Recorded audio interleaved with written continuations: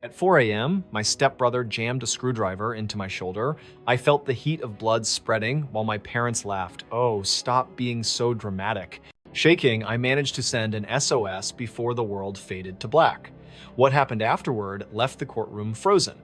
The judge didn't need to speak, his expression said everything.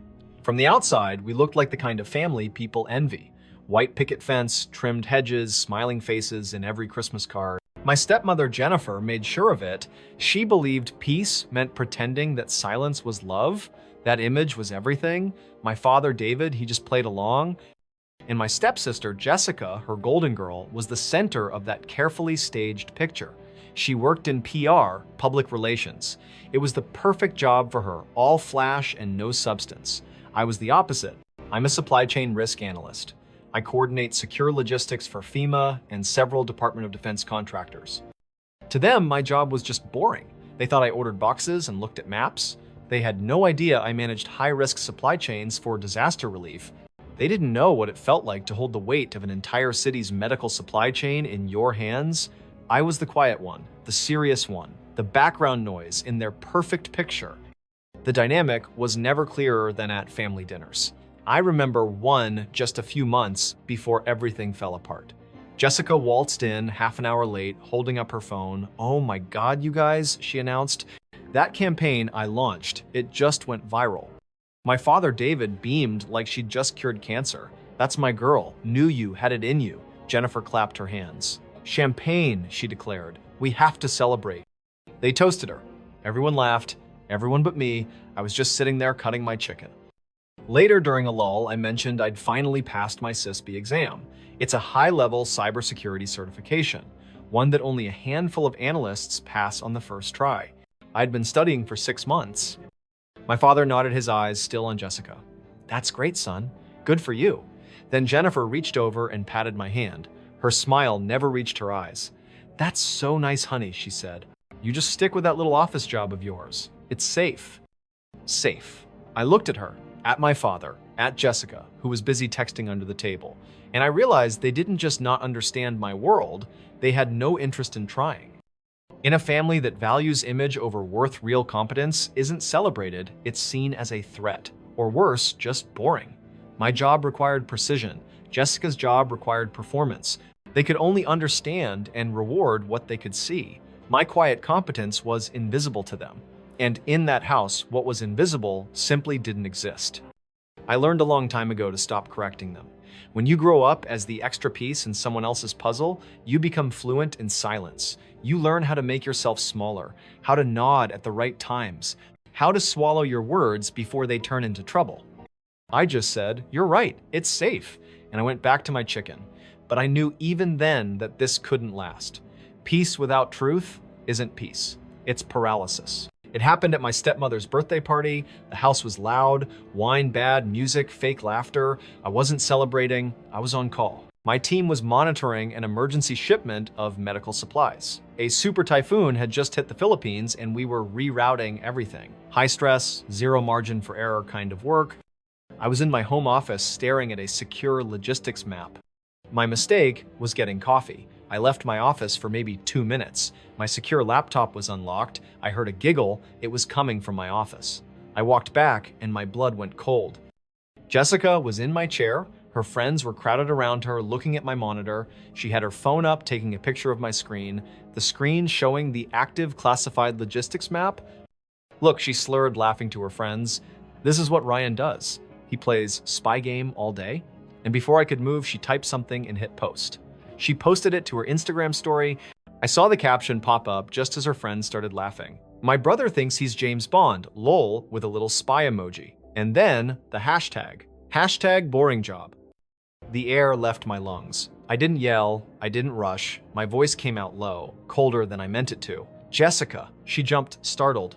"God, Ryan, you scared me. Delete it, now." She rolled her eyes. That practiced, dismissive, golden girl eye roll. "Oh my God, relax," she said. "It's just my private story. Who cares about your stupid map? That is sensitive government data, Jessica." "That is not a joke. Give me the phone." I held out my hand. She pulled back. "No, it's my phone." Her friends went quiet. The party music suddenly seemed very loud. She felt embarrassed.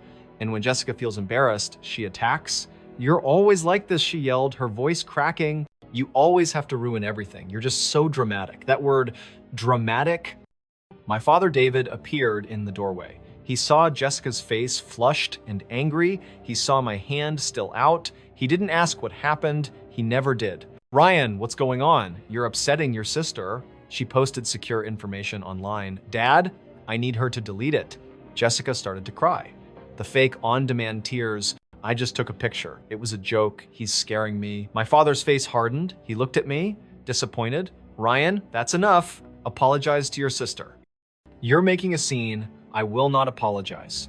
This is my career. This is a federal issue." My stepmother Jennifer pushed past him. "What is all this screaming?" she demanded. She saw Jessica crying and her face went tight with anger. "Ryan, what did you do? He's trying to take my phone," Jessica sobbed. Jennifer looked at me, pure disgust. "It's my birthday, Ryan. Whatever this is, just stop. It's just a stupid picture. Don't you dare ruin my night over this." I looked at them, my father protecting the golden girl, my stepmother protecting her perfect party, and Jessica hiding behind her tears. Not one of them understood. Not one of them was even trying. I was completely, totally alone. And I knew exactly what was about to happen. I didn't argue. I didn't raise my voice. I just looked at my stepmother, Jennifer, and said, "Okay." I turned around, walked back to my office, and I locked the door. I could hear the party starting up again outside. The music, the laughter. They thought I was sulking. They thought I'd lost. They thought the dramatic moment was over. It was just beginning. I sat down at my desk. I looked at the clock on the monitor. The story had been posted for 90 seconds. In my world, 90 seconds is an eternity. The system would have already flagged it.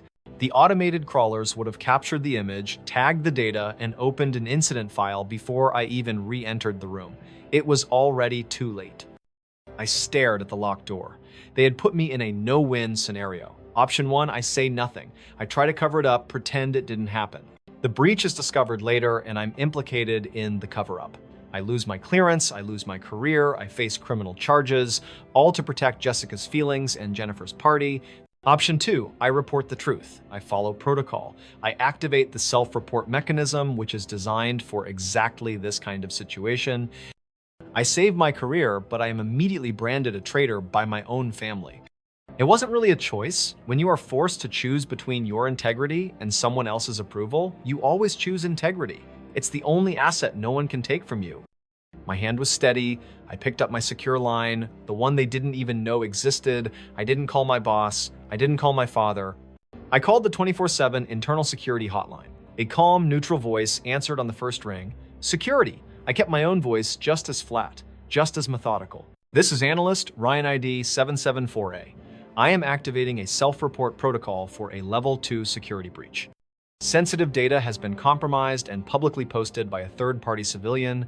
There was a pause, not of shock, just of process. "Confirmed 774A. Incident file is open. Stand by for an investigator. Do not leave your location." The line clicked dead. I didn't feel relief. I felt precise. The game was now on the board. The next 2 weeks were exactly what I expected. An internal investigation team came to the house. They confiscated my laptop, my secure drive, and my phone. I was placed on mandatory administrative leave with pay, standard procedure. To my family, this was an admission of guilt. Their anger was blinding. But none of it was for Jessica. It was all for me. "You're ruining this family," my father yelled, his face purple. "All because you couldn't handle a little joke. You did this to hurt her." Jennifer screamed, "You're jealous of her success, so you're trying to tear her down." Jessica just cried, saying I had destroyed her life because she might get in trouble. They didn't see the breach. They only saw the betrayal. My betrayal of them. It all culminated when Jennifer and my father sat me down. "Ryan," my father said, trying to sound reasonable, "this has gone on long enough. We are worried about you, about this obsession." Jennifer nodded, her face a mask of fake sympathy. "We've scheduled an intervention. We hired a family therapist. She's coming to the house on Tuesday to help us resolve this, to help you see what you're doing." An intervention? They weren't trying to fix the problem. They were trying to fix me. I just nodded. "Okay, I'll be there." I had a feeling my investigators would be very interested in that meeting. We're back in the living room. The intervention. I'm on the sofa. Jessica is opposite me, dabbing at her eyes. My father and Jennifer are sitting on either side like a tribunal. The therapist they hired, Jennifer's friend, leans forward. "Ryan," she says, her voice all soft and syrupy. "We're here because we're worried. Your family feels your actions have been disproportionate." Jessica has apologized. "I didn't mean to," Jessica chimed in. "I'm sorry he feels that way, but it was just a mistake." My stepmother, Jennifer, nodded. "We love you, Ryan, but you have to see this. You can't keep attacking your sister like this. You need to call your office and tell them it was all a misunderstanding." I looked at the therapist. "Are you aware that this misunderstanding is a federal offense?" she faltered. "Well, we're not here to talk about legalities. We're here to talk about feelings." And that's when the knock came. It wasn't a friendly knock. It was firm, methodical. Knock, knock, knock. Jennifer shot me an angry look, as if I'd planned the interruption. Who on earth? My father, David, huffed and went to the door. He opened it. Two men in dark suits stood on the porch. A woman stood with them. The lead agent, Harris, looked past my father's shoulder. His eyes found me. "Analyst Ryan?" he asked. I nodded. They stepped inside. The room suddenly felt very small, and all the oxygen was gone. Harris looked at the therapist, then at my family. He zeroed in on my stepsister. "Are you Jessica?" Jessica just blinked her mouth half open. She nodded. The therapist foolishly tried to take control. "Excuse me, gentlemen, this is a private family session." Harris didn't even look at her. He cut her off. "Ma'am, we're federal investigators. I suggest you stay seated." He pulled a document from his jacket.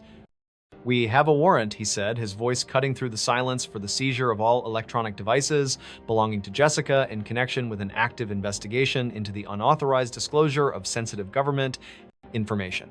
Silence. Absolute crushing silence. The therapist looked like she was going to be sick. My father turned pale. "Now listen, here he started. This is clearly a domestic dispute." "You don't need to." Harris held up a hand. "It wasn't a request." "Sir, this is a national security matter. It stopped being a domestic dispute the second this data hit the internet. Step aside." Jessica finally broke. "What? No, it was just a picture. A stupid joke." Jennifer, her face white with rage, turned on me. "Ryan," she shrieked. "Stop this. Tell them, look what you're doing to your sister. Stop this right now." I let her words hang in the air. I stood up slowly. I looked at her, at my father, at the crying, panicked girl who had started this all. Then I spoke. "I'm not doing anything. My voice was quiet. I reported the truth. These are the consequences of our actions." The room was dead quiet. Harris looked at me. He gave a single sharp nod. "Analyst, you acted correctly." That was it. The validation I had spent my entire life trying to get from my father, I just got from a federal agent in my living room. The other agents moved past Jessica, who was now sobbing hysterically. No, no, no. They took her phone from her hand. They unplugged her laptop. My father just stood there, his mouth open, watching his golden girl get dismantled. My stepmother stared at me, her eyes filled with a hatred so pure it was almost impressive. I didn't flinch. I just stood my ground. The checkmate was complete. 1 year later, I'm standing in a glass-walled office looking out over a new city.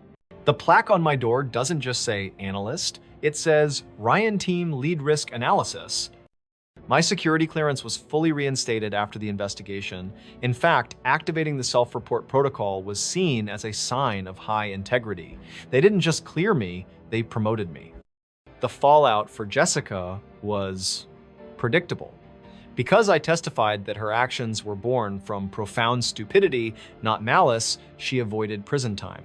But the federal court wasn't impressed.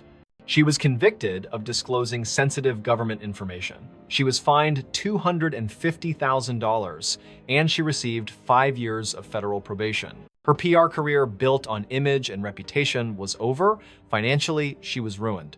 The system did what I never could. It held her accountable. My father and Jennifer didn't contact me again after that day. The intervention was the last time we ever spoke until this morning. An email appeared in my inbox. The sender, David. The subject line just said, "Ryan, please." I stared at it for a long time. I could see the preview of the text. "I'm so sorry. Jennifer and I, we didn't understand. Jessica is broken." It was a long email, full of excuses, full of justifications, full of reasons why they were the ones in pain. I thought about opening it. I thought about what I would even say, but what was there to say? I moved my cursor. I didn't click reply. I didn't click delete. I just clicked archive. People often confuse peace with belonging.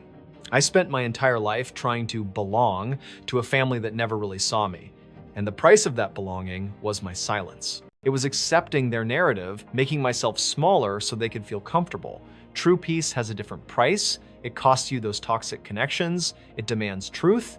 And sometimes the truth requires you to stand completely alone. I paid that price. And for the first time in my life, I'm not just safe. I'm at peace. They say you should forgive. But when forgiveness requires you to accept a lie that isn't forgiveness, that's surrender. Have you ever been put in a position where you had to choose between your own integrity and someone else's comfort? Share your story in the comments below. And if you believe that intelligent strategy always wins against chaos, subscribe to Project Checkmate